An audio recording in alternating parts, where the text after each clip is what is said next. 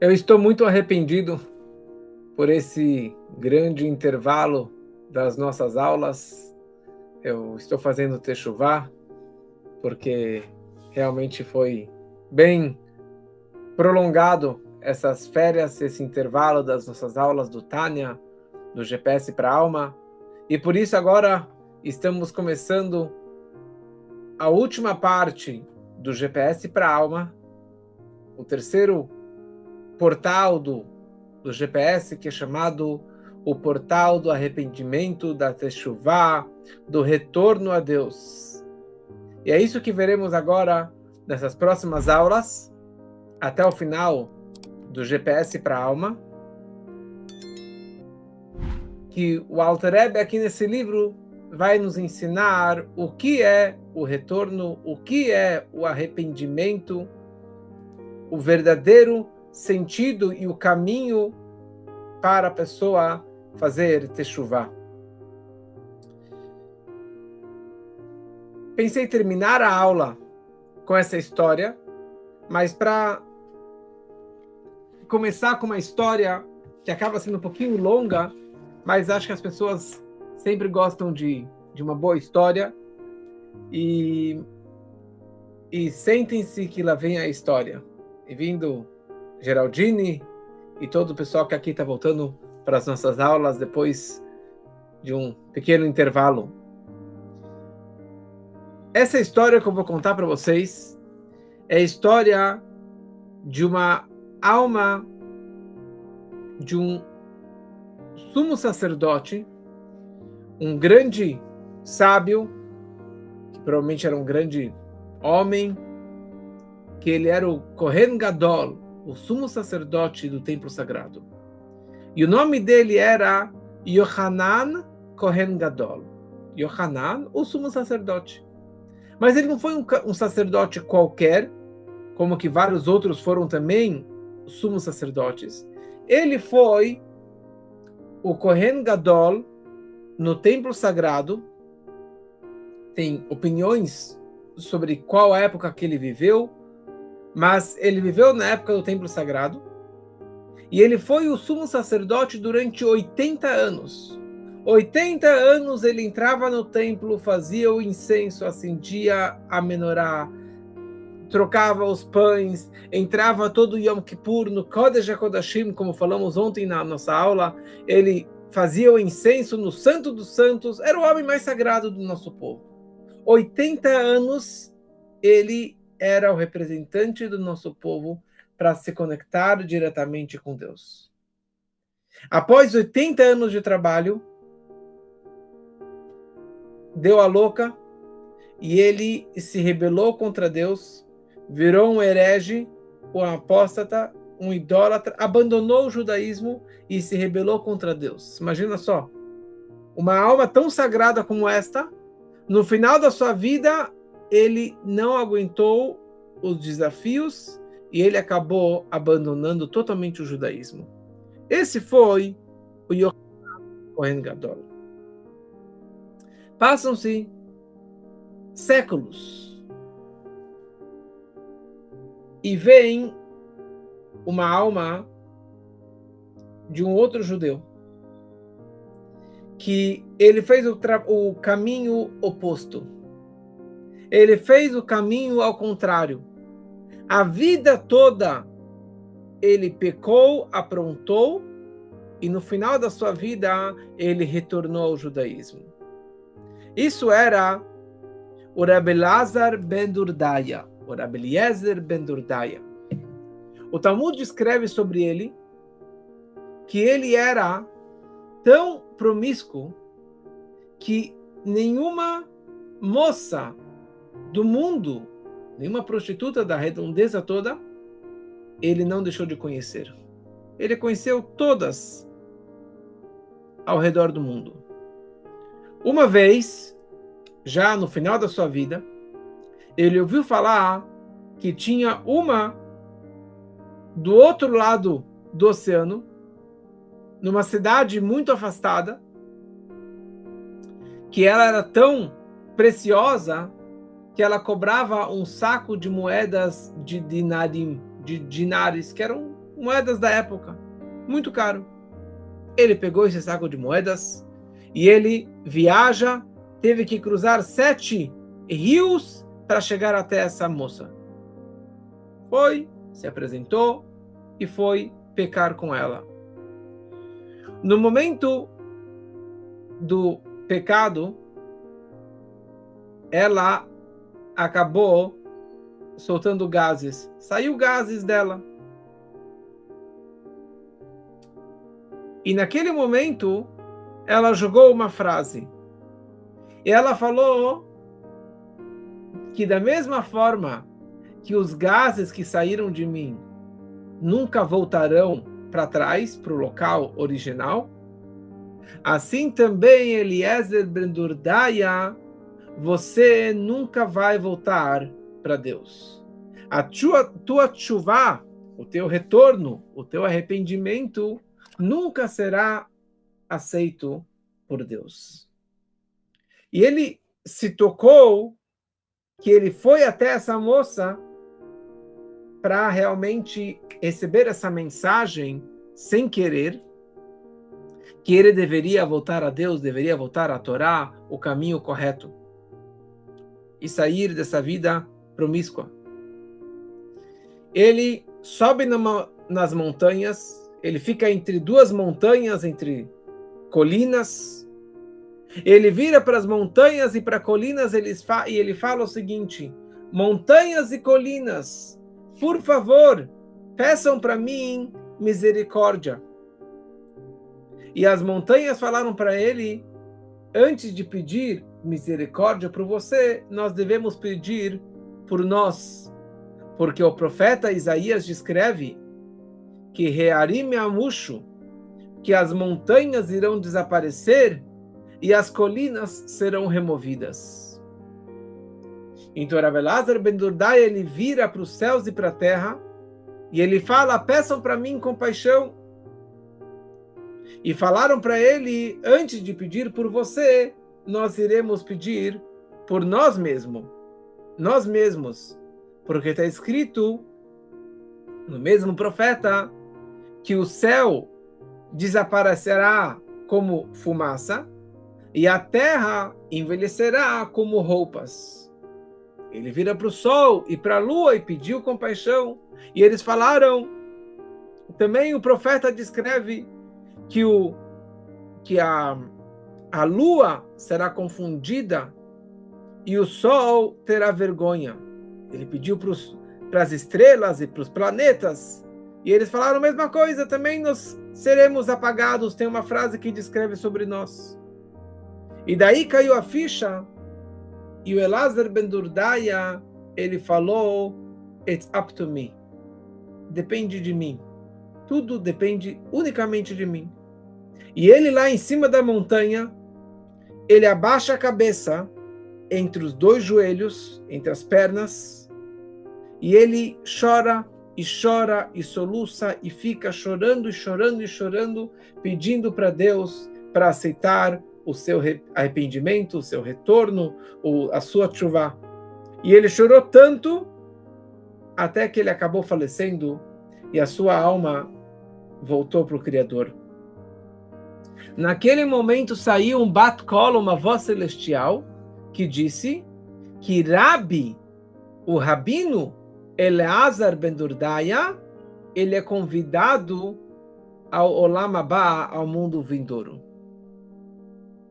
Uma voz celestial falou que o rabino, o Rabi Eliezer ben Durdaya, ele tem o seu quinhão no mundo vindouro, pelo fato que ele realmente se arrependeu naquele momento. Simultaneamente, Rabi, que era o Rabi Uda Nassi, o Rabi Uda, o príncipe, o autor da Mishnah, do Talmud, ele falou a seguinte frase, chorando. E ele disse: Yesh koneh olamo bekama shanim. Tem aqueles que adquirem o seu mundo vindouro durante muitos anos de trabalho. Mas Yesh koneh olamo besha'ah achat, tem aquele que adquire o seu mundo vindouro em um único momento. E o Rabi concluiu e falou o seguinte: não basta que a tchuvá dele, o arrependimento dele, o retorno dele foi aceito, mas a voz celestial ainda chamou ele de Rabi, de Rabino. Olha só quão incrível foi a tchuvá dele, o arrependimento dele. Por isso que dizem nossos sábios que onde que um Baal tchuvá, uma pessoa que retornou a Torá, a Deus, se encontra, nem os maiores tzadikim, os maiores justos podem se encontrar. Só que essa história não acabou aqui nessa segunda encarnação. A alma dele foi convidada para o mundo vindouro. Só que sendo que a vida toda ele pecou, então ele não podia ir direto lá para cima. A alma dele voltou mais uma vez para o mundo. E mais uma vez, e mais uma vez, e mais uma vez. E aqui chegamos numa história de aproximadamente 250 anos atrás. E a história é a seguinte: tinha um garoto que nasceu na velhice dos seus pais, filho único. Eles deram para ele o nome de Yehuda, como agradecimento a Deus por ter nascido esse garoto. Só que era um garoto prodígio. De pequenininho, ele já aprendeu o Aleph Beit sozinho, já começou a ler a Torá, já acabou toda a Torá, e com a idade de 7, ele terminou todo o Talmud, que normalmente, se a pessoa termina com uma idade avançada. E perceberam que ele era realmente um garoto prodígio em todas as áreas de Torá. E contratou um professor, e mais um professor. Ele foi superando os professores até que ele virou um grande mestre. Só que ele era muito jovem, ele ainda estava nos seus, na sua adolescência ou na sua aborrecência. E naquela época do Alter Rebbe, tinha um grupo que se chamava os Maskilim. Seriam os reformistas da época, os que vieram trazer filosofia e áreas, estudos laicos para dentro do judaísmo, e infelizmente eles conseguiram afastar dezenas e dezenas de jovens do caminho da Torá para que fossem nos caminhos laicos e que abandonassem o judaísmo. E eles, vendo esse pássaro grande, eles conseguiram se infiltrar na vida dele, conseguiram convencê-lo a abandonar a Torá e acabaram levando ele para Berlim. Ele foi para Berlim, foi para melhores faculdades e fez doutorado e mestrado e fez vários cursos. E depois de muitos anos ele acabou escrevendo 2 livros. Um livro de medicina e uma tese, um livro dele de matemática. Apresentou perante todos os grandes mestres da época, os grandes filósofos, os grandes médicos, e todos estavam muito impressionados com esse livro que ele escreveu.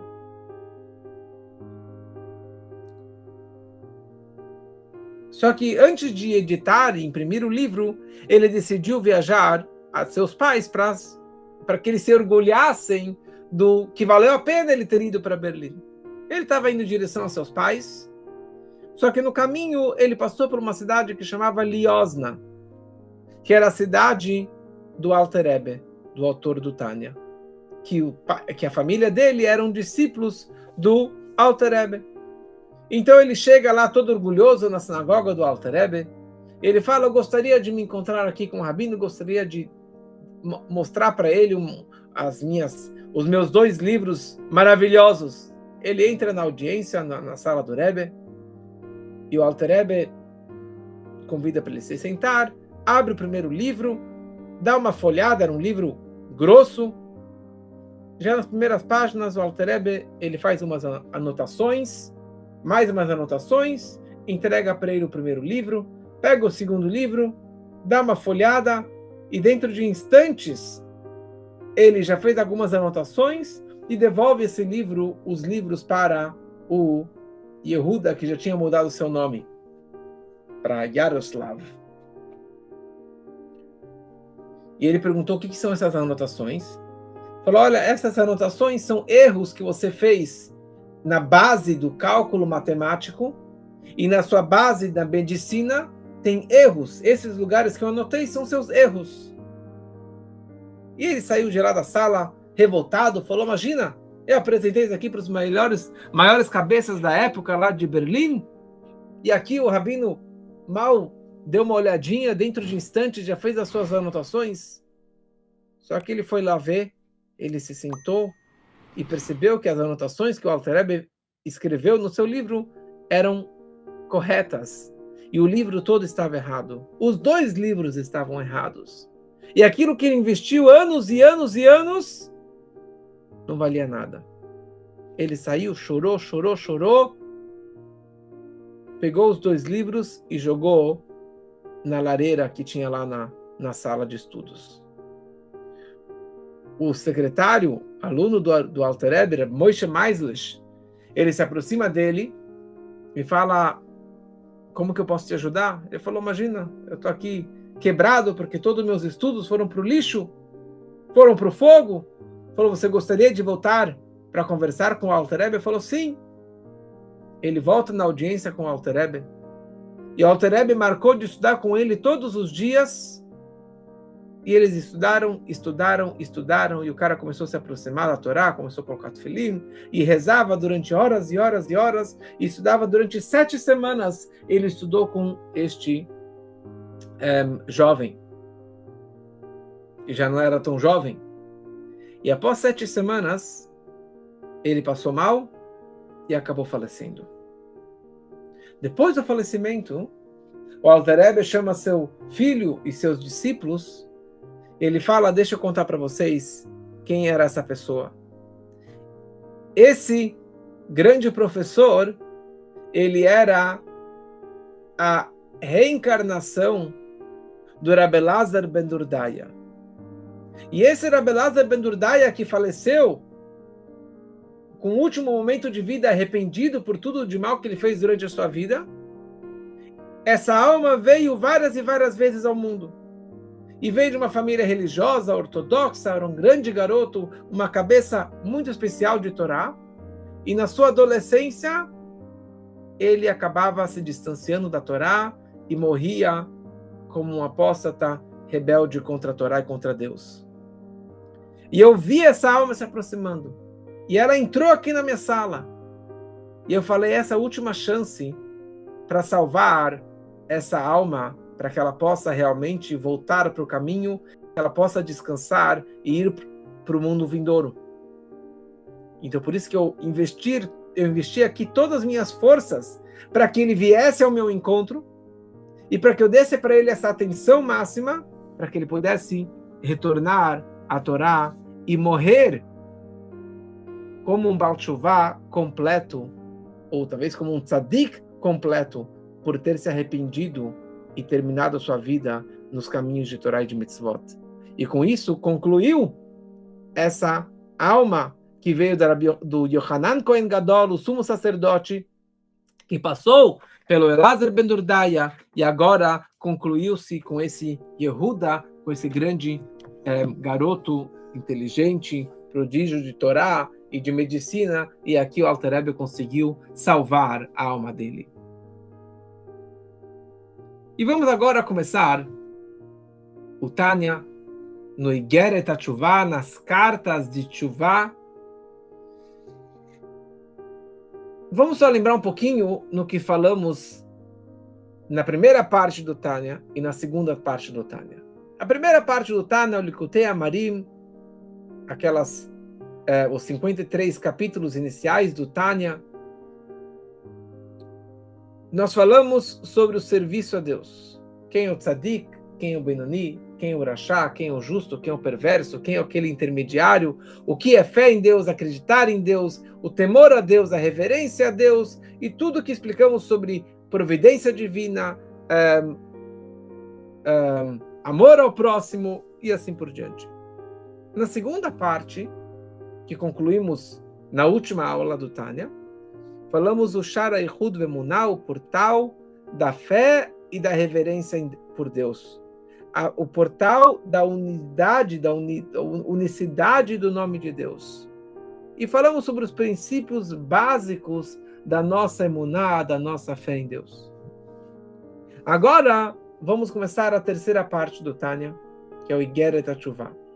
E aqui o Alter Rebbe ele nos explica, o autor do Tânia, o que significa Teshuvah, retorno ou arrependimento,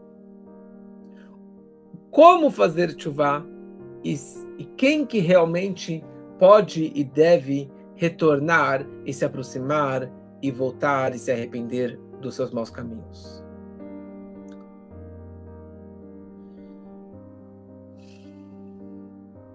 Então, as pessoas, muitos conectam o conceito de Teshuvah com choro, com jejuns, com autoflagelação, com culpa, tristeza, depressão, né? Estou tão arrependido que eu fiz tal e tal coisa. Ele tem o direito de se bater, de se machucar.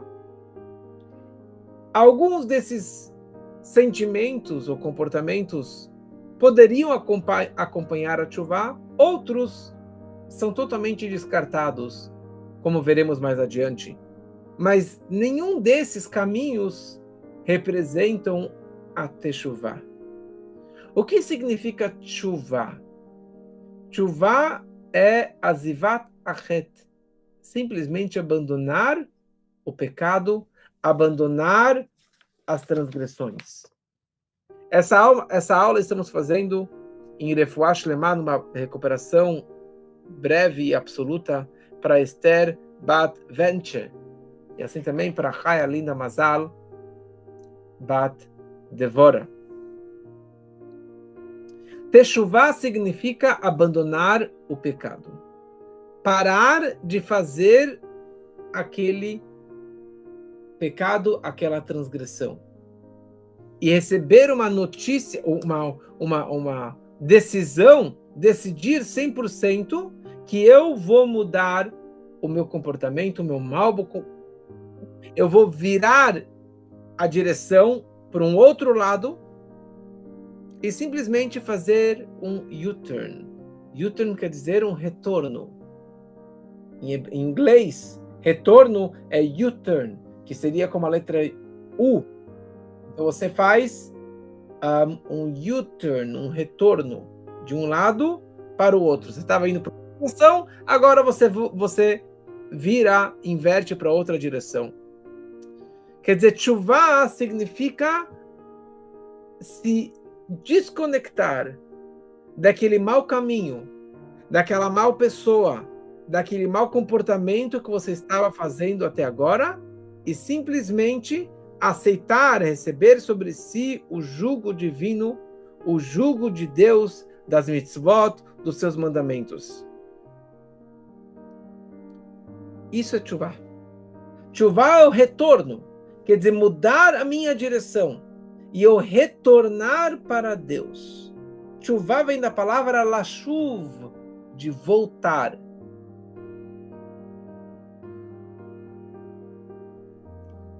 Pode ser que eu estava a minha vida toda, ou durante um bom tempo, com foco errado, com a mira errada, no caminho errado, na estrada errada, e agora simplesmente eu virei em direção ao caminho correto.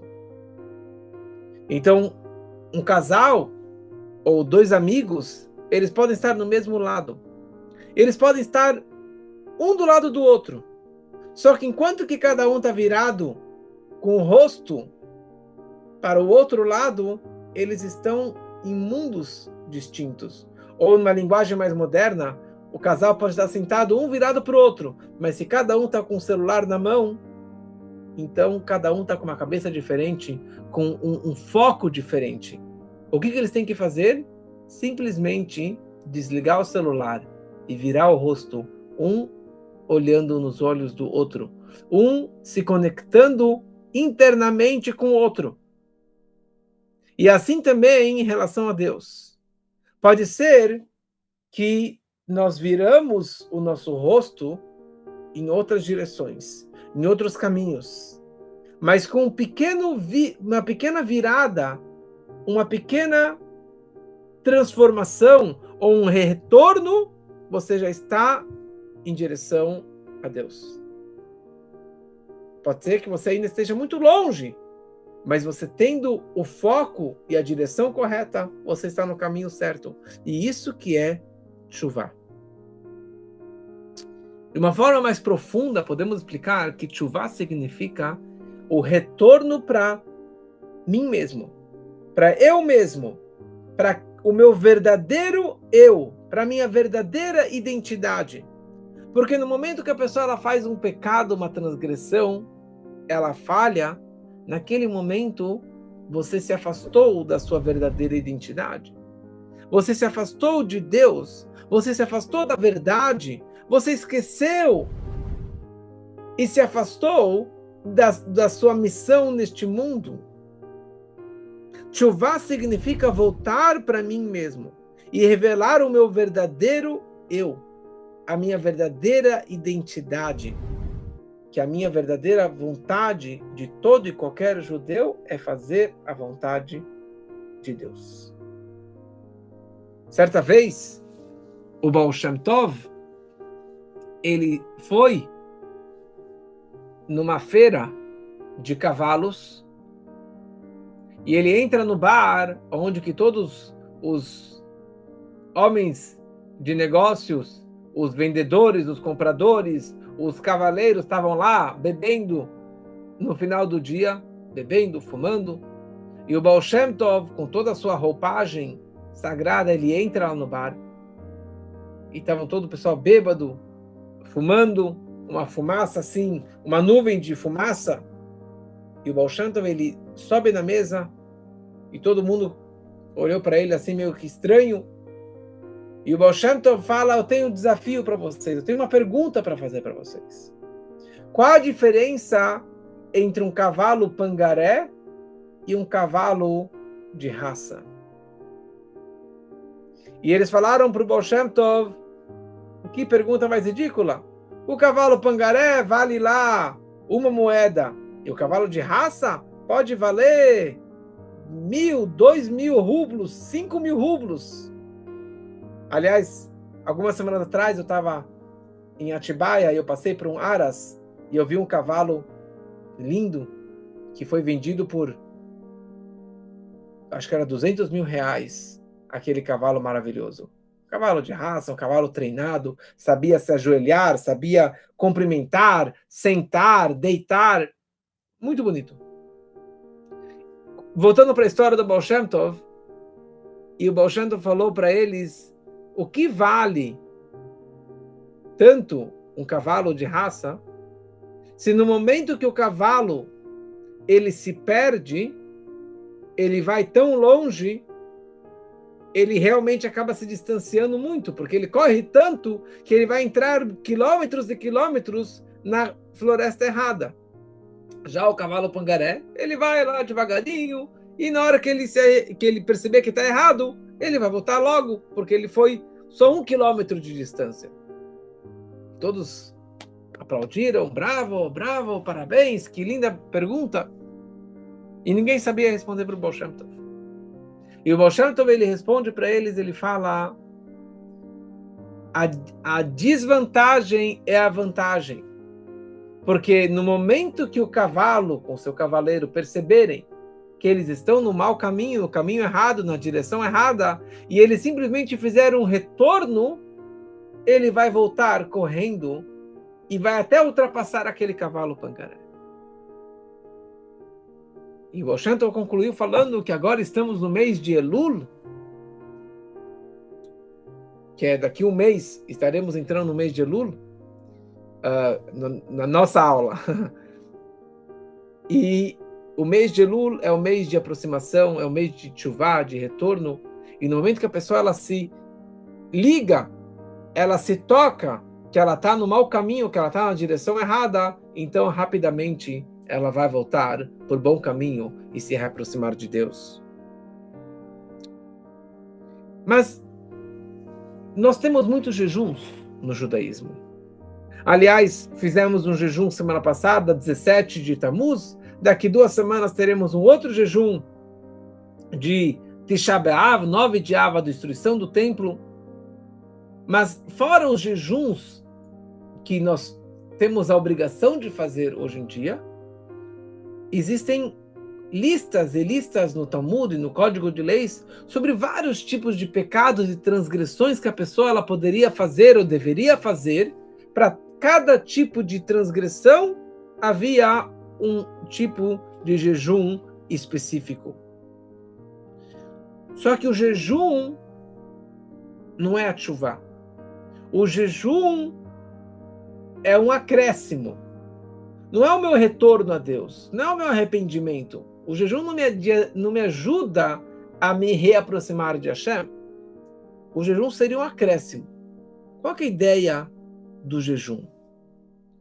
Quando que um filho desobedece seu pai, ele foi contra seu pai, então mesmo que ele pedir desculpas, e ele decidir e prometer que nunca mais vai aprontar, nunca mais vai fugir de casa, sei lá o que mais, o pai perdoa, porque quem ama perdoa, mas aquela mancha permanece na cabeça do pai, no coração do pai.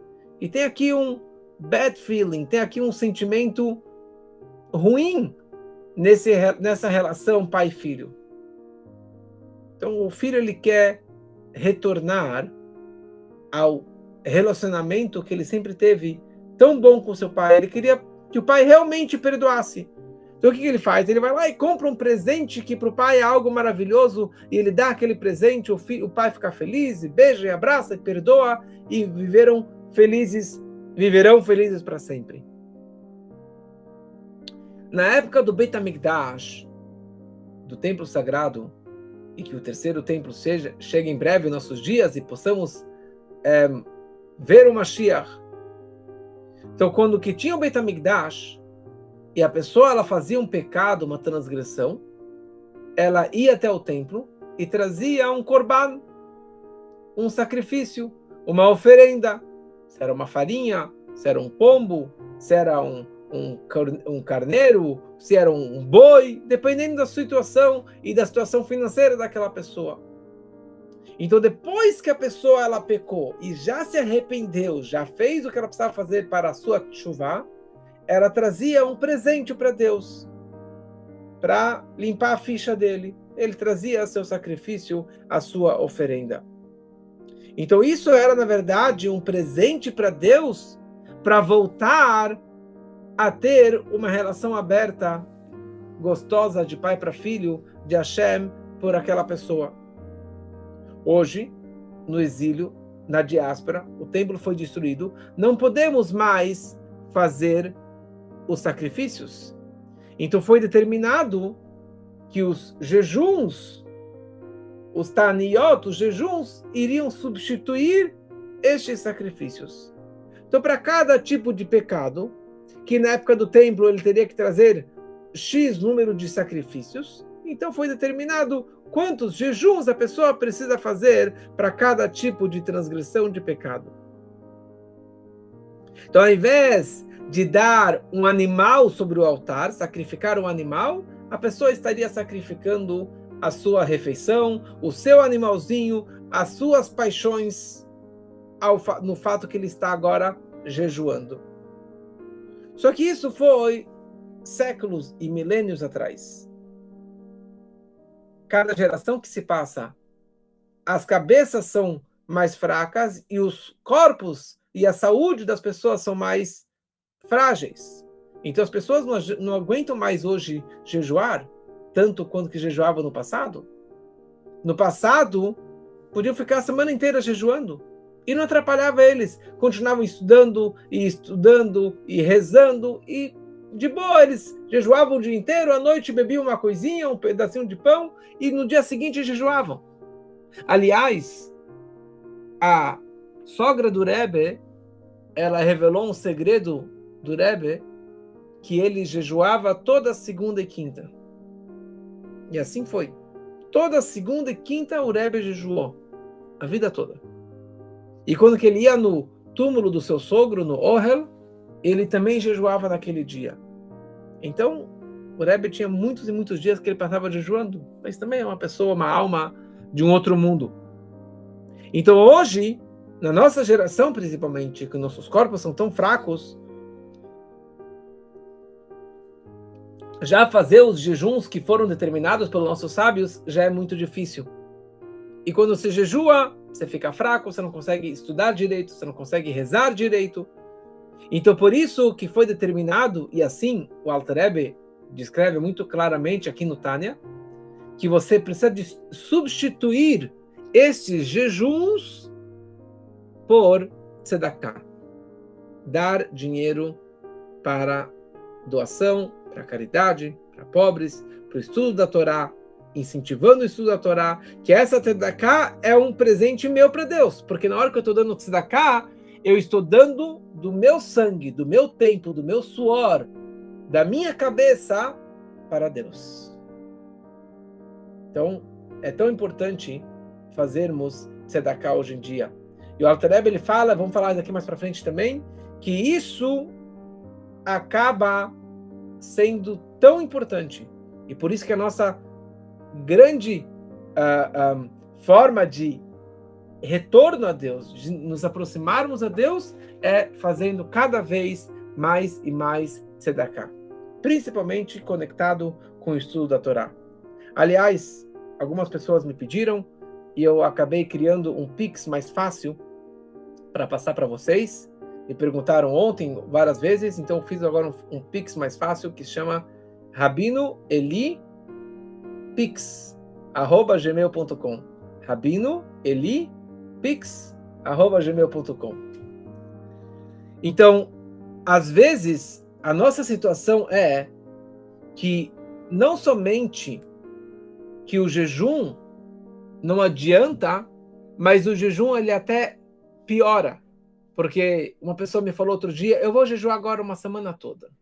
Já que é escrito aqui no Tânia que eu vou jejuar, então eu vou jejuar. Eu sou o bonitão, o fortão, que agora eu vou ficar jejuando. E ele vai acabar se vangloriando por todos os jejuns que ele fez. Então fazer o jejum não necessariamente que vai enfraquecer a pessoa, mas pelo contrário, isso vai acabar engrandecendo o seu orgulho em relação às outras pessoas. Já em relação a tzedakah não funciona assim. Em relação a tzedakah, mesmo que a pessoa ela se orgulhe daquela doação que ela fez, está valendo 100%. Porque o mais importante é que aquele que precise receba aquela doação. Então o fato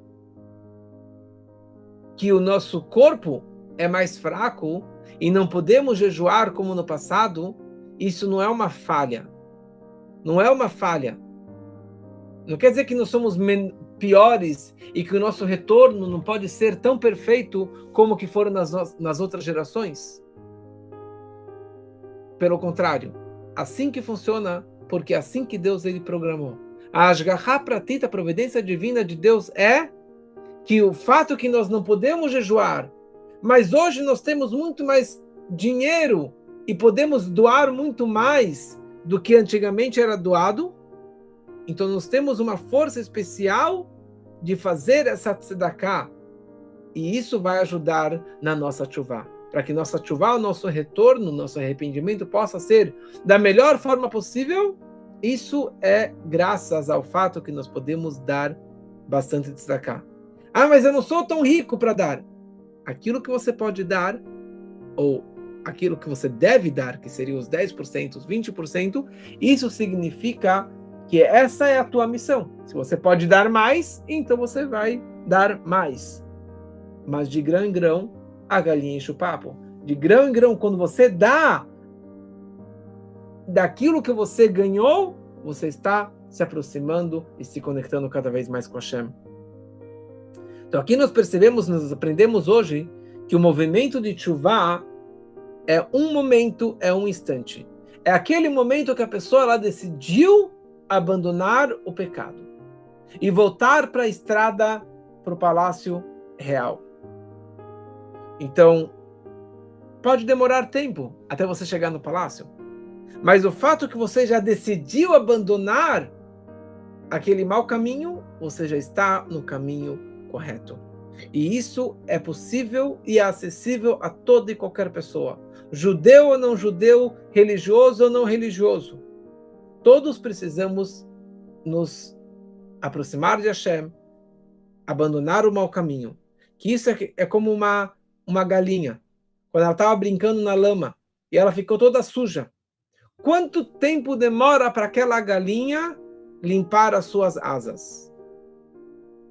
Você pode falar, bom, vou pegar uma mangueira, limpar asa por asa, vai ficar se esfregando. Mas, na verdade, isso demora um instante. No momento que a galinha decidir se limpar, ela vai abrir as asas e vai dar aquela chacoalhada e pronto, acabou toda aquela lama, toda aquela sujeira. E assim também na nossa vida. No momento que você se conscientizar que você está no mau caminho, num foco errado, fazendo coisas erradas, se relacionando com pessoas erradas, e dar aquela chacoalhada, isso já é o retorno e já é o caminho da tchuvá, já é o primeiro grande passo para fazer a tchuvá e que possamos realmente cada um fazer a sua tchuvá, o seu arrependimento e se aproximar mais de Hashem. E quanto mais tzedakah, mais isso será o seu presentinho para Hashem, para você completar o seu arrependimento, o seu retorno. Aguarde os próximos capítulos para mais detalhes de como fazermos essa tchuvá. Uma boa noite para todos.